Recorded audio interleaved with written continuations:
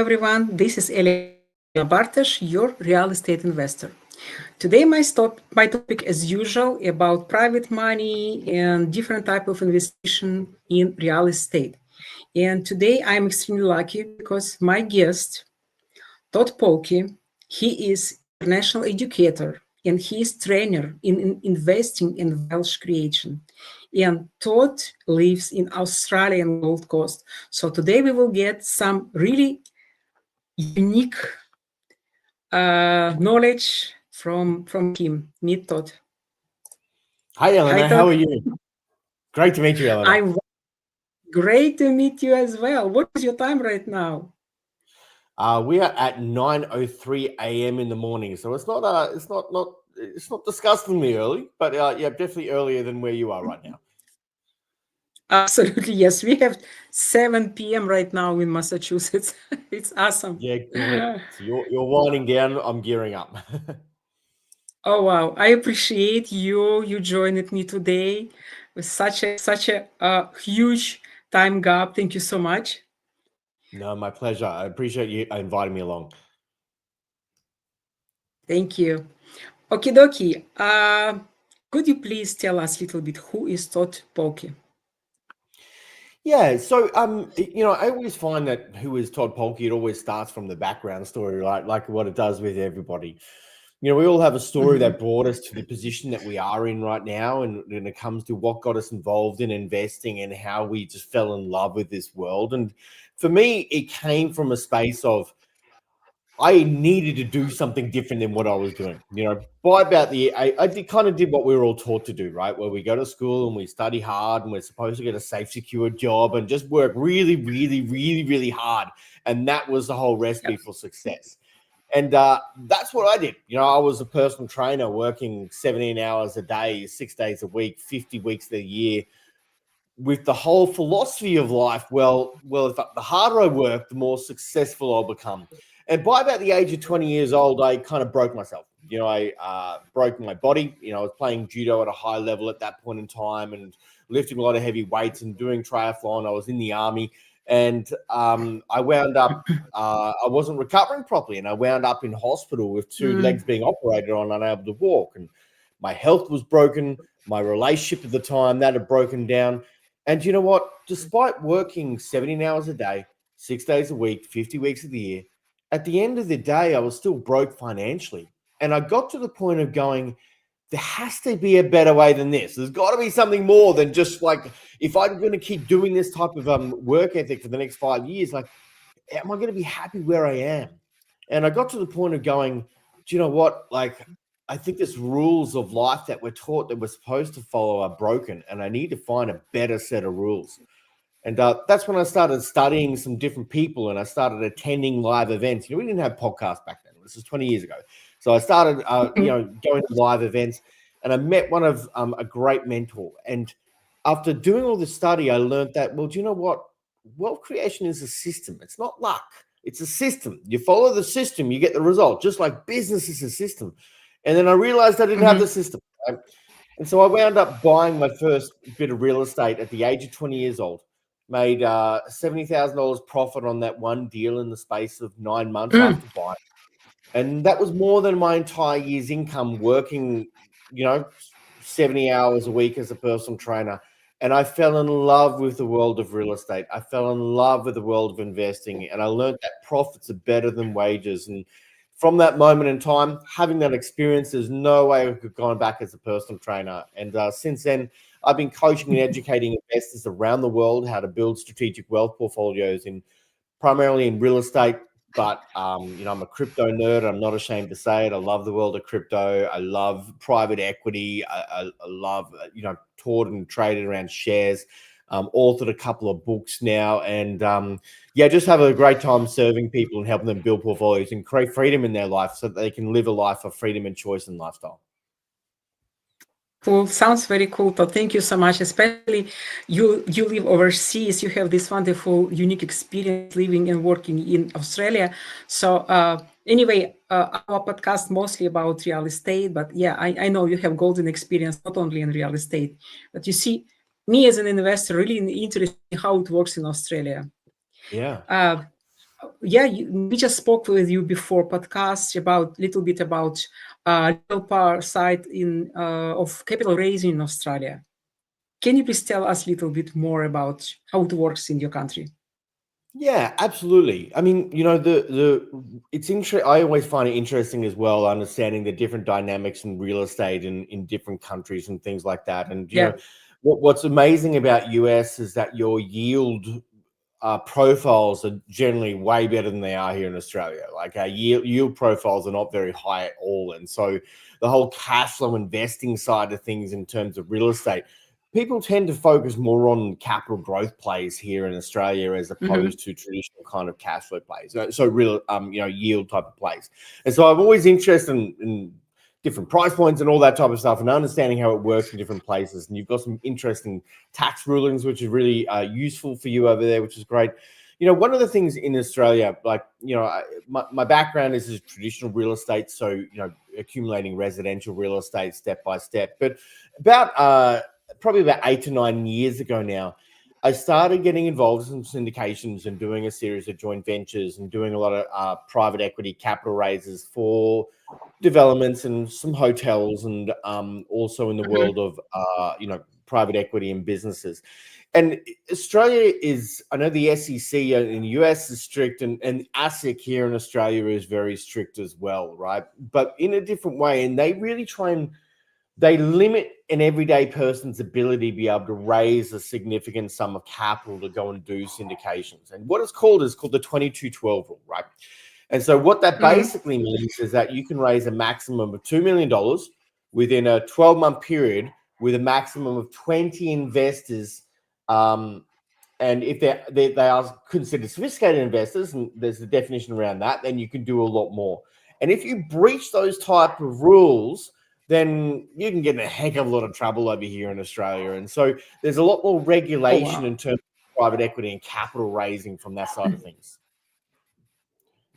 So you said only 2 millions per year. Only well, if you go over Oh that, then wow. there's some other regulations and things you've got to kind of tick the box and cover. And so we've got to go down that pathway if we want to raise a lot more. And I've raised Mm-hmm. significantly more than that. But for the average person, that's kind of where it sits. And what's it like over in the US, Eleanor? Like, is it kind of unlimited? You can just go raise as much money as you want for the right development, or how does that work there? Honestly, I never get deeper in this question, but I don't think in US we have any limit. If you're able to raise more, okay, why not? Because some people like Grant Cardone like pays more, be more people, more sharks on this market. I know they Yeah, buy for sure. almost every day something, so it doesn't seem for me we have any limitation in terms of capital Yeah. raising. Really, I know you have to be careful because uh, it's you cannot call yourself capital raiser. You can do only for your own business. You cannot Mm, work as a capital raiser for anyone else. Yeah, there are some nuances exist from the law yeah. part. And I've done some work in Singapore as well, because my wife's Singaporean, so we have some business interests over there as well. And so every market just has a little bit of different in terms of Mhm. of the dynamics and how it works. But as long as you know the framework in which you operate in, you can go around. There's always opportunity, and I think that's the biggest thing. A lot of people shy away from taking the next step or going the next level in their real estate journey, whether it's Mhm. private syndications or joint ventures, because it's just a lack of understanding, and then they get fearful about it, and then they just back away from it, right? Whereas if you just take a moment to get yourself educated, it just opens up the gateway to so many different opportunities. Mm. Yeah, you're right. And you see, right now I understand why. I have a friend of mine. He's Australian Mm, and he lives in Florida. He moved here 9 years ago. Now I understand why, because he loves to buy properties. And I yeah, have another friend. He's Aussie as well, and he lives in Melbourne, but he invests in US. yeah. And there's some reasons They, for that, right? Like, absolutely. I mean, as I said, the literally the price of real estate in certain areas in the US is just way cheaper. Like, real estate is very Mhm. expensive in Australia. But financing is really difficult in Australia as well. Like we have a lot of tight regulations around financing. It's difficult to get a lot of lending if you're just on an average wage over here as well. And Mm-hmm. it can be very strict in a certain set of ways. And but also the taxation over here. I know US taxation is probably just as bad in different ways, but you've got your interesting ability to be able, if you trade out of a piece of real estate. I can't remember the regulation, the piece of real estate, but then you trade Yep. into another piece of real estate, you can kick your capital gains down the road. Yeah, we don't have that type of opportunity over here. So um, Really. no. So the tax office is very hungry in Australia, very, very hungry, and they try to ping you every single step that they can get. So it's all about being strategic, and this is why I like to do international deals, right? Because it just allows you to tap into different jurisdictions and opportunities in different places. Mm-hmm. I see. Oh, wow. So to buy somewhere abroad, you need to raise capital abroad. Say that again. To buy something abroad, to buy something internationally, you need to raise capital internationally. Yeah, well, it's a better environment very often to do it, right? So you can Mm-hmm. certainly raise capital in Australia to go do deals overseas, right? I've got some colleagues that I've known that they just operate only in the US, and they bring US real estate to the Australian marketplace, and they're quite successful in it. But the challenge is always is that when you're operating internationally, is having the best team on the ground in the US, and as probably like anywhere, you can. There's some good things that happen, and then there's some horror stories that happen, and so Yeah. it's having the right team is absolutely everything in every single aspect in real estate, from my perspective. Yeah. So interesting. So do you know a little bit about American market? Have you tried maybe to invest here? I haven't tried. I've researched it. I haven't tried to go and invest in the US marketplace just yet. Mhm. I'm very interested in your a multi-family type of offerings and stuff that you have over there, because it can seem to be very, very lucrative and a great opportunity for some Mhm. very nice yield plays. So I've actually been listening to a lot when it comes to the US marketplace. I haven't ventured over there Mhm. yet. Yeah, because I'm more focused on some private equity type of things that I'm in terms of my own portfolio, and a few deals that I have over here. But it's definitely on my radar. There's no doubt about it. Like, why do you love it over there, Eleanor? What have you found to be the greatest opportunity? About US? Yeah, about the US market. Yeah, because you've lived in a few Yeah. places now, right? Like, yeah. So we were just Yep. chatting before. You're originally from Ukraine, and you've spent a bit of time on the Gold Coast, funnily enough, and so you've lived in a few different places. Like, why do you love the US marketplace over there? What have you found to be the greatest opportunity? Yeah, you see, even from our conversation, this short conversation, we both see US market has much more opportunities. You see, we don't have any limitations in terms of capital raising. If you have connections, if you have this capability, you can buy as many as you want. Yeah, right. Super interesting. Yeah. I For love it. example, I can tell you a story. I have a couple of friends who lives in Canada, Mm, and they really cannot really invest in Canada because the law in Canada, people cannot buy creative way. In US, you can buy seller finance, you can buy subject to, you can buy several more even finance. You have more finance of financial options to buy properties. You see, I'm not sure if you guys have it in Australia. Can you buy using current homeowner finance?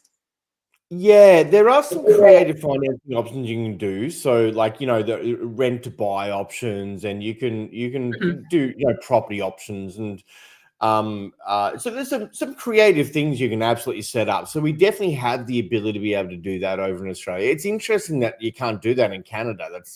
That's even more restrictive, right? Some of the big restrictions over here really has a lot Yeah. to do with Australia, like the capital growth in certain areas in Australia can be absolutely phenomenal. Like it can be phenomenal, right?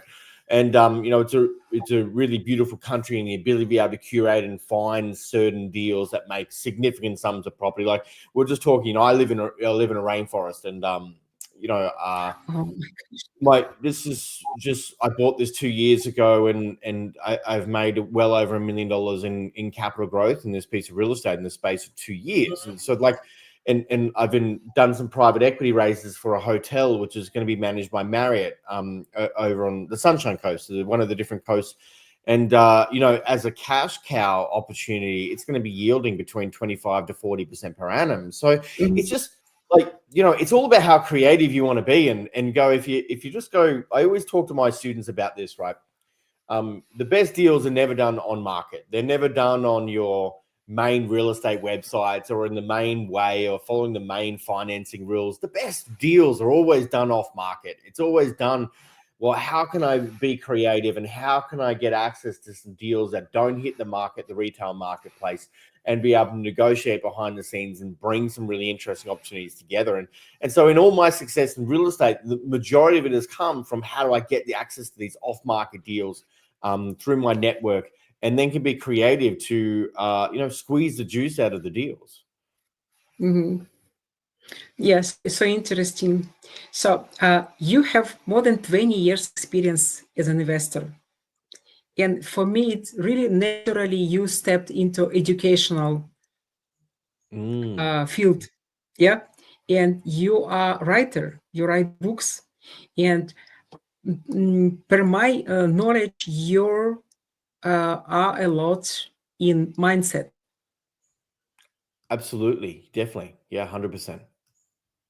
Okay, cool. Talk to me a little bit about your mentorship, about how do you educate people. And actually, I'm really, really interested if you can share with us what you really learned from all these 20 years, what is really, really important for investors to understand from the real beginning. What a great question. In my journey, I thought that investing was just about buying real estate. I thought that, like, oh, well, all I got to do is just like go buy another property and then buy another property and buy another property. And that was when my early 20s, without a lot of experience, without a lot of knowledge. That's what I thought the journey was all about. And I got very badly humbled, right? And, I built a big portfolio in a short period of time. And, I was young and I was full of ego. I thought I was the king of the investing world and nothing could go wrong. And I got very badly humbled, right? And because I realized I built this house of cards. It wasn't a portfolio which is deep and rooted and strong and like an immovable mountain.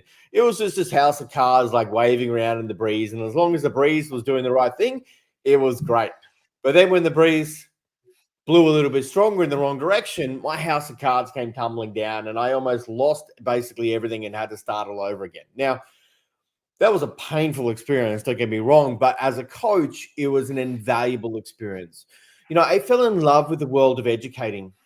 I've kind of always been a teacher in different ways, but I used to teach in health and well-being, and then it moved into investing. I from that experience that I had when I kind of broke myself at age 20, I kind of felt that we'd been lied to in life. That's how I felt. I felt that this pathway that we were taught that we were supposed to follow, which is called the middle, I call it the middle now. And that is my, I wrote that, one of my books I've written was called Escape the Middle. And people default their way into a certain way of living. And I felt that we'd been lied to. That's honestly how I felt.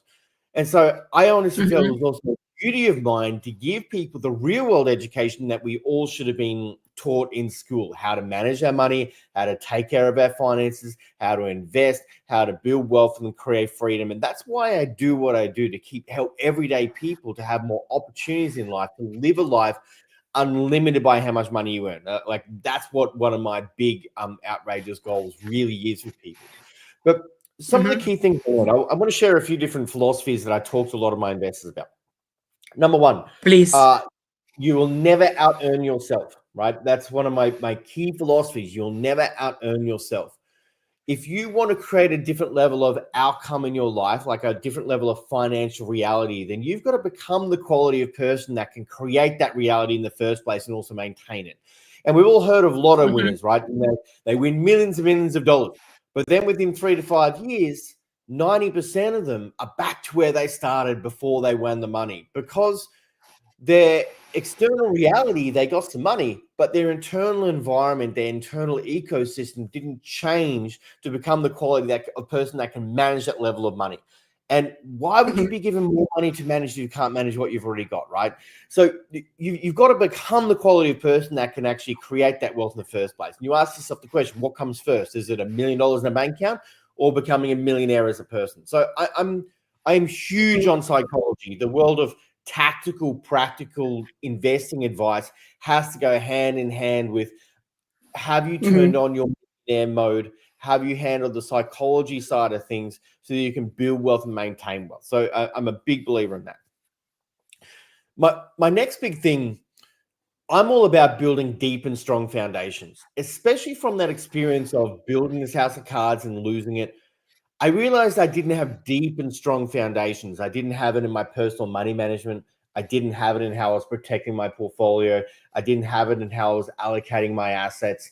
So what I learned from that experience is that don't get stuck on the shiny things. You know, the shiny things is, let's say, buy a piece of real estate and let's settle a piece of real estate and let's do this. And it's really easy to get caught on shiny stuff because it's fun. It's interesting.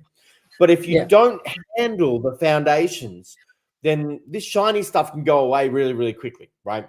So get in the dirt and build your foundations. Get a strategic plan. Get your team around you.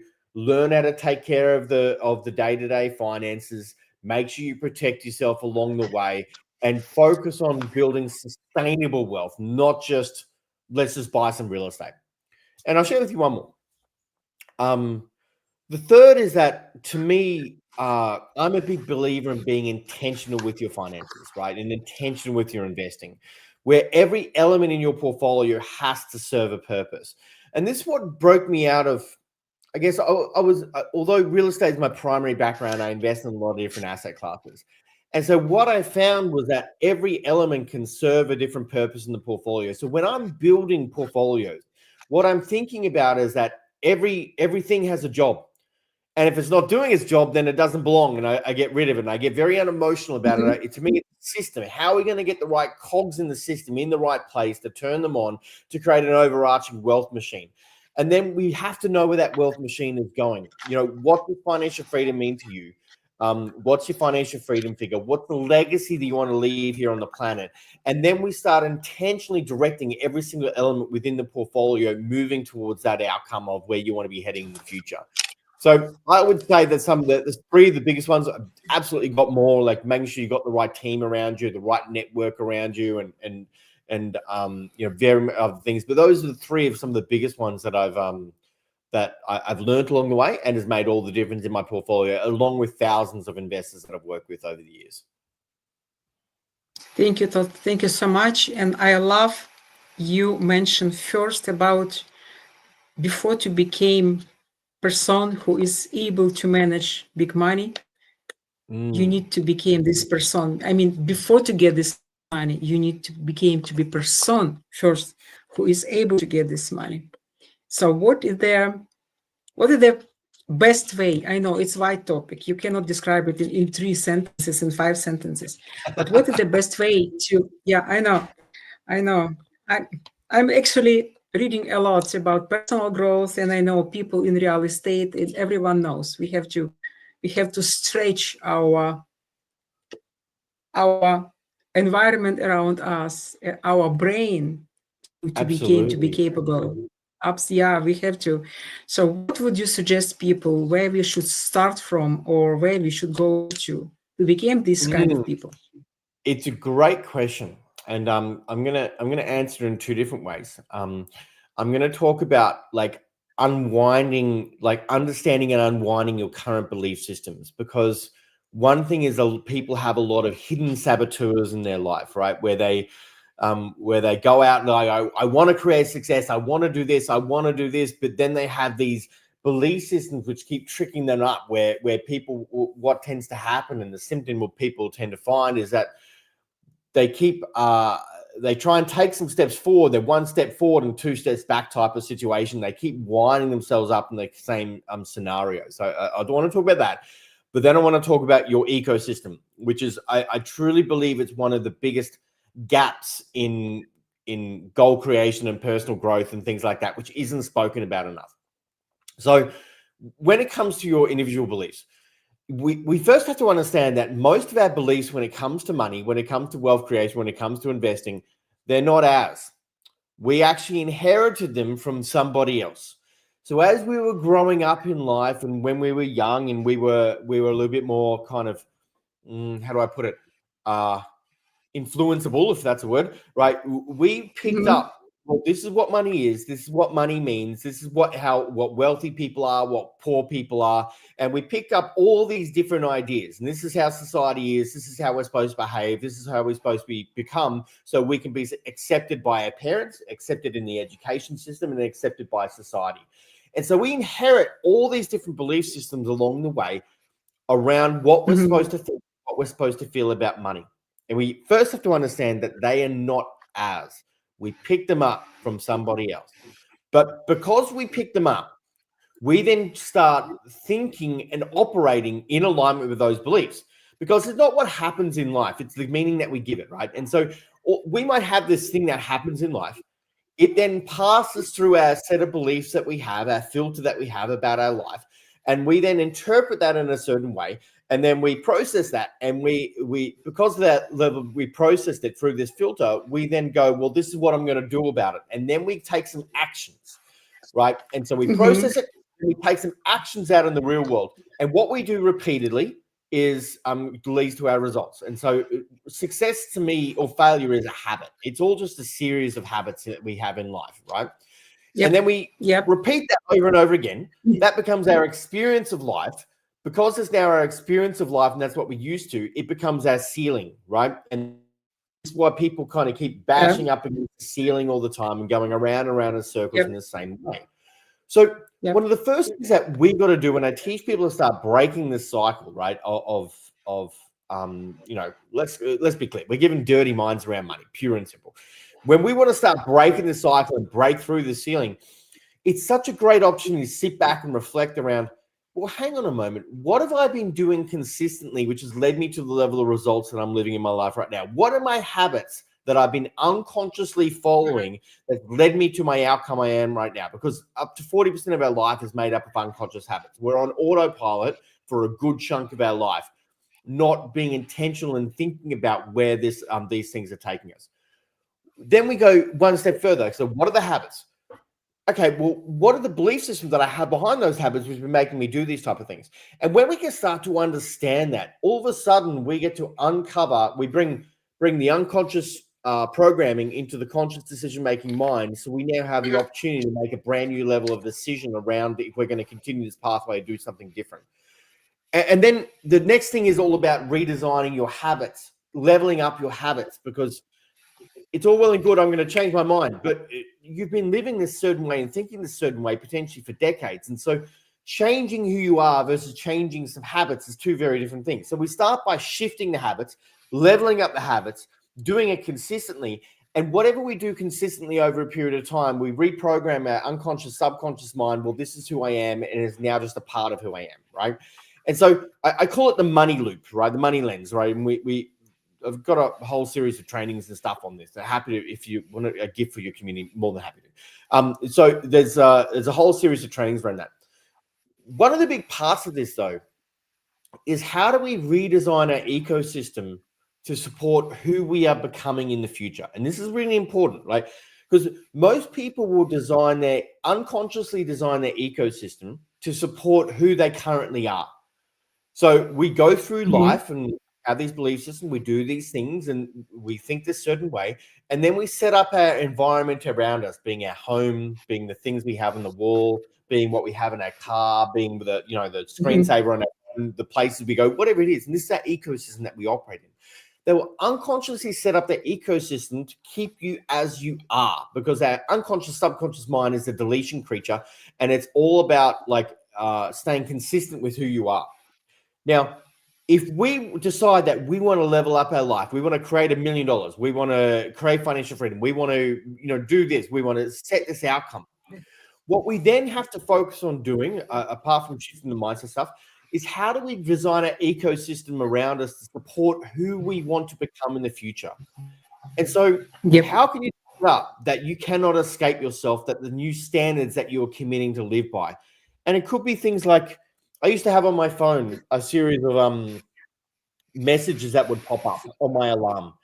And every 90 minutes, what it would ask me is, are you being busy or are you being productive? It would ask me questions like, are you being true with who you are right now?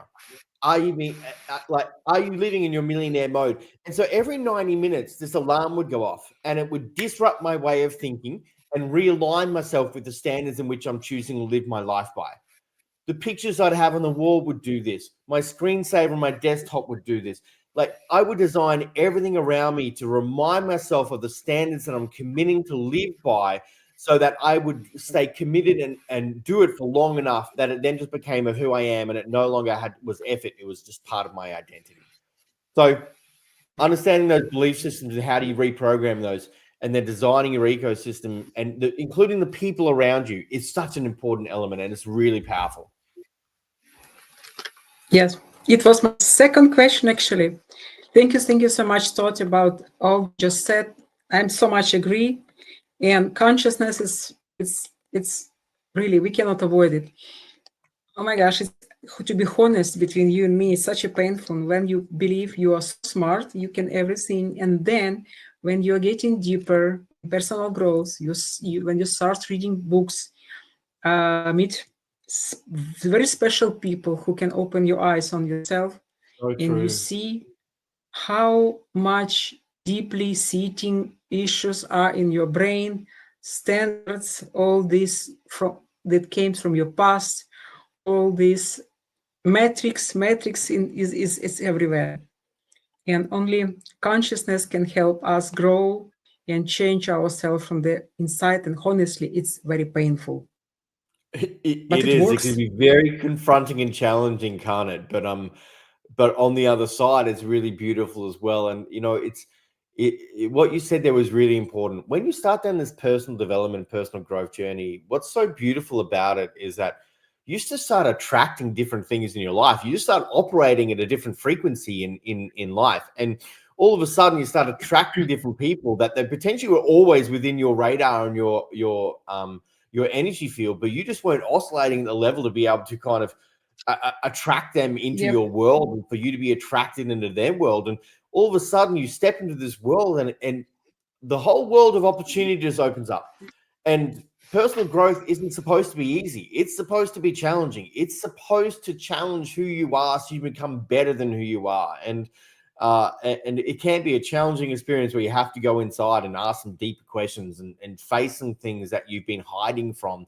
But on the other side, it's the opportunity and the people and the connections and the frequency and what you can do and create is just absolutely next level. So I'm completely with you there, Elena. It's been a big part of my journey, and that's why I say, the investing journey, the personal development journey, those two babies have to go hand in Yep. hand together.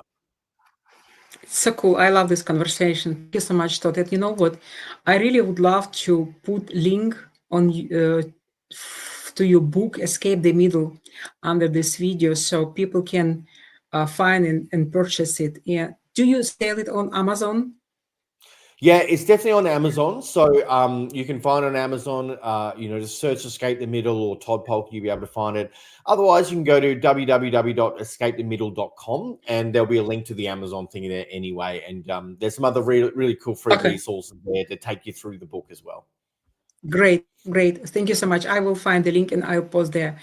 But anyway, do you have your favorite speakers about personal growth? Who is your favorite writers, authors? Yeah, really good question. Around personal growth, I love Wayne Dyer. I think he's incredible. So the late Wayne Dyer, so he passed away a few years ago, but I think he's amazing.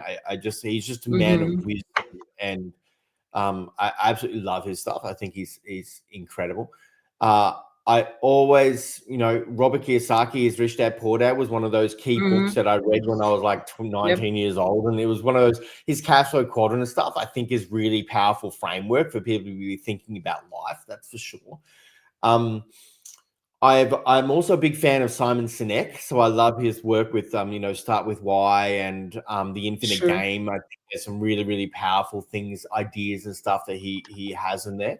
Over the years I've done a lot, like the Tony Robbins stuff and the Brian Tracy stuff, and I've done everything. But I really like Michael Singer as well. Has some really cool stuff with his Untethered Soul.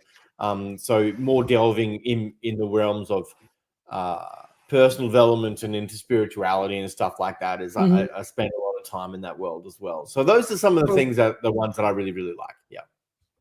Cool. Thank you, Todd. Hi, Edison. We receive your comment. And for those who just joined us some time ago, to remind you guys, today my guest is Todd Polke. He is international educator and trainer in investing and wealth creator. And Todd lives in Australia, in Gold Coast, beautiful, absolutely beautiful place. I was enough luck to be in Gold Coast 12 years ago. I used to live there for 1 month. Yeah, it's absolutely incredible place. It's just like something from different planet. You should go there and see. I agree. It's beautiful. It's stunning here. You got the beaches, you got the forest, you got everything. The weather.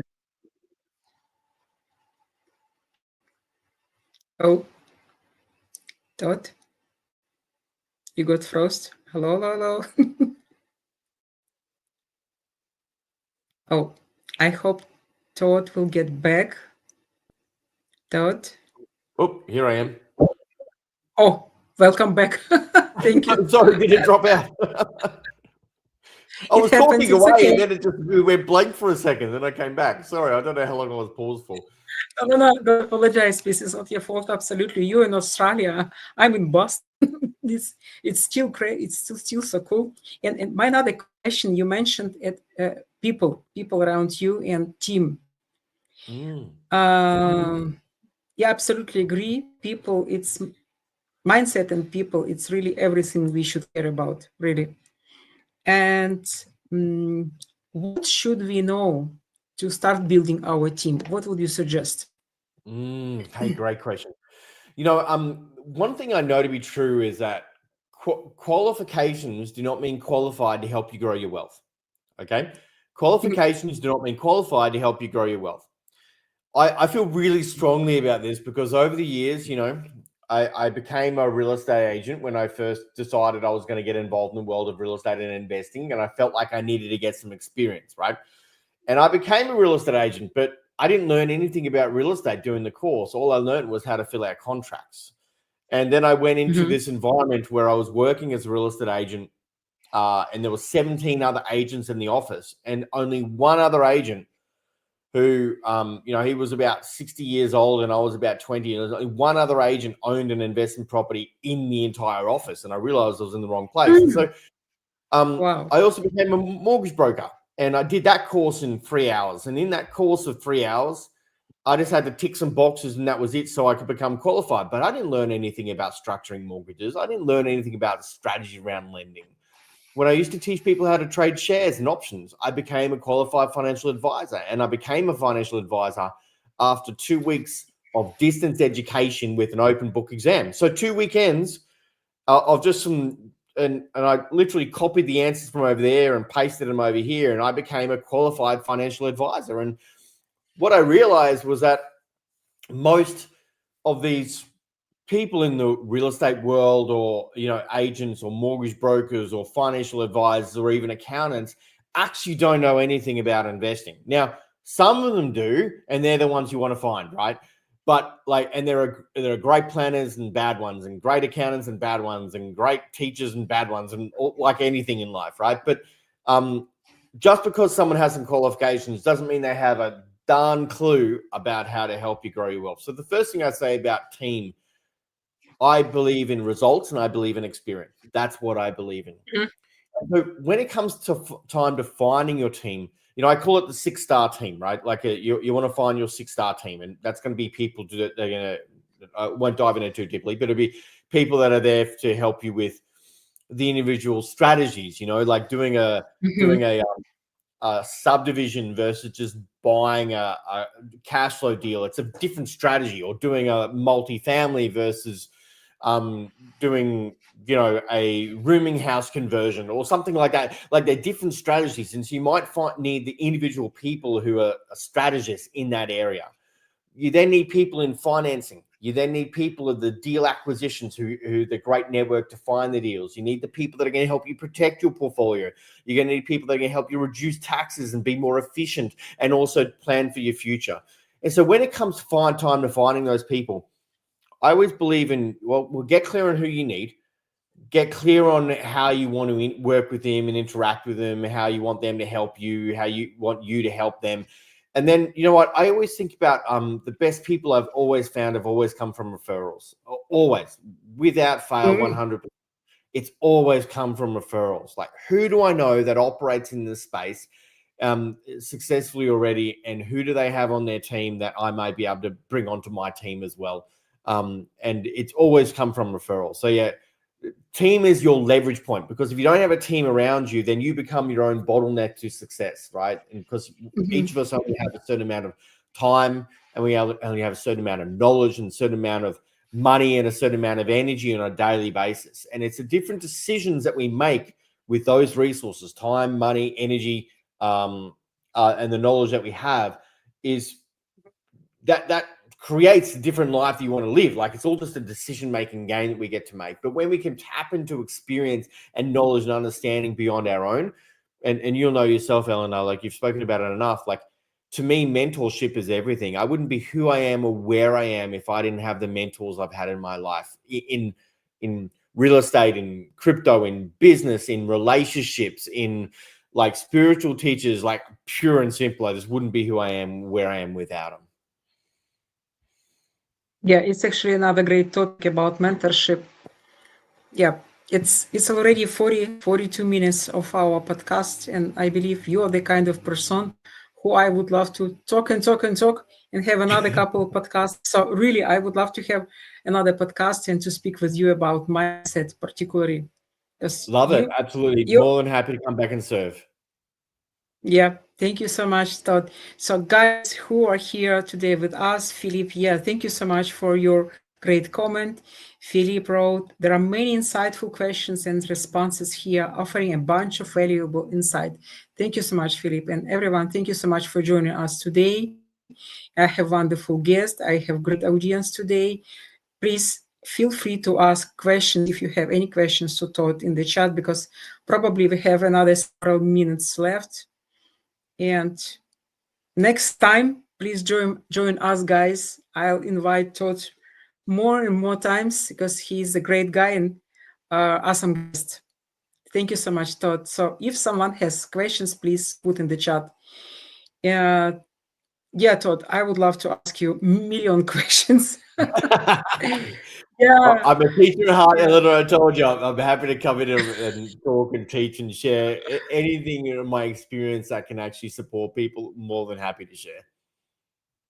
Thank you. So, and as a conclusion, I'd like to ask you, I know many investors in real estate, we are struggling with this issue. So it's absolutely necessary for us to grow and to build our team. We cannot do it alone. We cannot do it solo. And very big challenge for many people is to let things go and to trust our team members and to put ourselves out of control. Yeah. This is a big challenge to trust the process. So what would you recommend people how to stop controlling, start trusting, and start growing? Great question. You know, I believe that every single one of us has a genius, right? And now, it may not be what we're taught that genius is in school, but I believe that every single one of us has a genius within that makes us who we are, right? I know in life that I'm good at about probably 3 or 4 things, and then I'm okay at some other stuff, and then I'm disgraceful at a whole bunch of stuff, right? And so, but we're taught in life that we should fix our weaknesses, but that's the pathway to mediocrity. Your greatest source of growth and progress is going to come down on doubling down and tripling down on who you are as a person, and your natural innate gifts, and the way your brain naturally thinks and what it does, right? And so what I learned at a young age was that do what you do best and outsource the rest. And so I started to learn who I was, right? I started to learn where my greatest sources of leverage was. And it wasn't doing, you know, detailed number analysis. Although I can do it, I just find it exhausting, pure and simple. It wasn't about like doing admin stuff. It wasn't about like managing a team, like, you know, a big team. Because when I was in the real estate world, I was very successful. And so I then got put into a managerial position, which was just a bad place for me. It wasn't where I naturally would sit. And so throughout these experiences, I really started to learn what I was great at and what I wasn't great at. And I decided that the greatest source of leverage was, well, if I can double down and triple down on these probably 3 or 4 things in life, which is really about driving a vision. It's really about coming up with ideas and creating opportunities and creating different things. And it was really about communication. Like these 3 things: ideas, communication, and leading and driving a vision. Like that's the most valuable things that I can do, right? But I'm a teacher at heart. And then all the other stuff, I go, well, you know, how can I find the right people to be on my team, be able to do that? And it's when we can really come home to ourselves and we really just go, this is who I am, this is what I'm going to focus on, this is where I want to go, and who do I need to get on the bus, and how do I make sure they're on the right seats on the bus, that we're all moving in the same direction. That's where you just get into this massive level of momentum, massive level of progress. And a lot of people hold on to control, but that's a fear thing, right? And Yep. it's just a fear thing, and that's the thing that we have to Yep. overcome. And what takes away fear is knowledge and experience. And so if that fear is a really strong driving factor for you, then you've got to go, well, how am I going to move past this? Otherwise it becomes a trap. And how you move past it is really going to be focusing on, well, how can I start getting educated in this space so I can at least have the broad strokes understanding of what's going on? And then how can I start moving forward on baby steps so so I can manage the process, and then so I can have some experience around it and become more comfortable with the process. And you'll find fear starting to dissipate, and all of a sudden you'll start to trust your team more and more. It doesn't mean you just let them do whatever the hell they want. But what it means is that you start to zoom out and you start to become the chess master, and all the things on the board are just bits of chess pieces that you're moving around strategically. And my point about that is that you've got to take a zoomed out position, because if you're always in the dirt and always on the grounds, you can't see the big stuff that's going on. You can't direct the journey. Yep. It's absolutely necessary to step into the process and to get rid of this fear. Yeah, Yep. absolutely right. Yeah. Yeah. That's what they say. All progress lies on the other side of fear, is what they say. So, yeah, I'm a big believer in that. But it doesn't have to be big and scary. It's just small baby steps done consistently over a period of time. That's where the game of wealth and success is won in the habits, not in the bigger, crazy, outrageous leaps.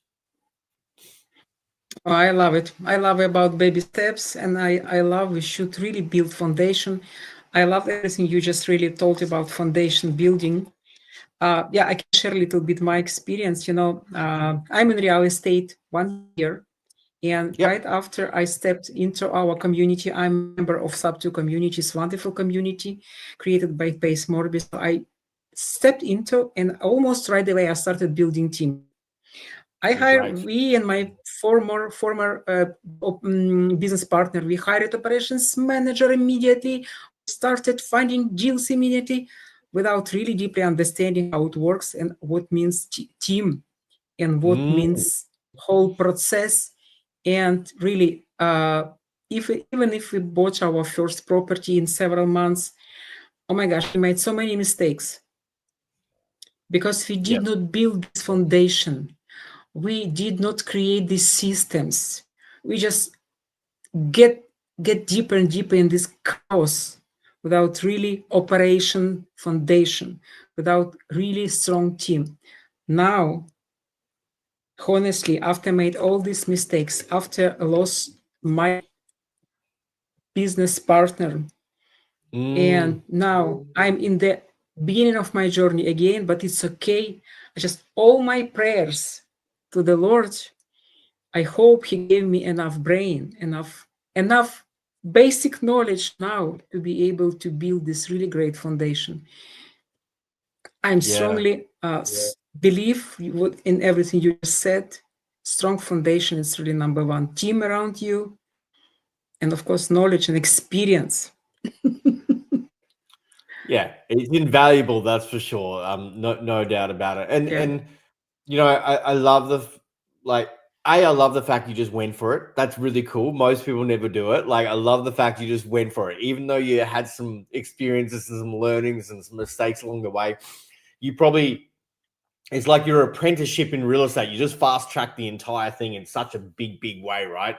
In the terms of business of real estate, and you learn a lot of things and did it in such a short, compressed period of time where most people never even take that first step. But then have the intelligence enough to stop and go, what worked, what didn't work, and how am I going to do it when I move forward again? Like it'd be a far different experience the second time around. I'm speaking from my own experience. It's a far different experience the second time around. Oh yeah, yeah. And most our failures actually are not failures, they're not just lessons. Yeah, of course. Absolutely right. Yeah. It's all, as I said before, it's not what happens to us in life. It's our perception of it. It's how we process and the meaning that we give it. Right. So some people could say that something happens in life it's the worst thing ever. And this happens and woe is me and victim mentality. And some people will live in Mhm. that. Right. Other people see the same situation and they'll go, wow, what an incredible lesson. Like, thank you for that lesson. I now know what to do very differently. And they'll look at it from a radically different perspective. And these two people, although they had the same experience, their now journey that they're going to go on is going to go like this because they're just assigning a different meaning to that very thing that happened. Yeah, absolutely. Beautiful. Thank you so much, Todd, for this great conversation. I really appreciate your time and everything, all your experience, all your information you just shared with us. Yeah, I would love to have you as a guest more than one time. We'd love to come back, Elena, and I appreciate you, appreciate all you do. And, it was great having a chat to you for sure. Thank you so much. It was great chatting with you. Say hello to my favorite Gold Coast, to my I favorite will. kangaroo. Okay, and have a wonderful day, Todd. I know it's just your day, our evening, Thanks your so day. much. Thanks so much. And Thank you enjoy so your evening. much. Cheers. Thank you so much. Bye bye. Guys, thank you so much for being today with us. Thank you so much for all your support, for your comments. It's always golden because it's very important for me to understand and to see I do something that maybe someone needs. It's great to see if you appreciate this information, if it's something really useful for you. So thank you so much. The fact you are here today with us shows me it's something important for someone. So if you are a real estate investor, please join me. I do my podcast every Wednesday, usually 6 or 7 p.m. Eastern time. I do my best to bring the best speakers, the best guests. And if you are private money lender, please contact with me. I'm almost always happy to extend my network with private lenders. And again, thank you so much, everyone, for being today with us. I will put Todd's book link under this video. Also, you will find Todd's website link on this video. If you want to contact with him directly, please do so. Thank you so much again.